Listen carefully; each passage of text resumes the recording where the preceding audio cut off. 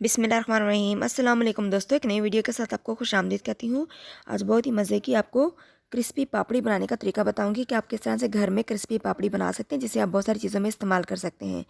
Video अच्छी लगी तो मेरे चैनल को सब्सक्राइब करें, वीडियो को लाइक और शेयर करें और साथ वाले बेल आइकन को भी लाजमी प्रेस कर दें।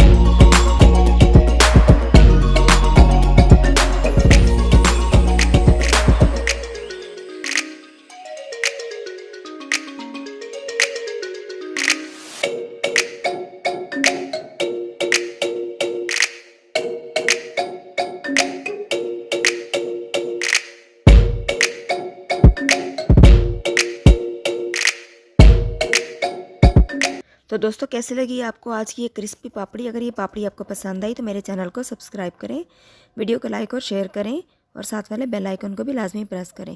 अगली वीडियो तक के लिए आपसे इजाज़त चाहूँगी। मिलते हैं किसी और नई अच्छी वीडियो में। दुआ में बहुत याद रखिएगा। तब तक के लिए अल्लाह हाफिज़।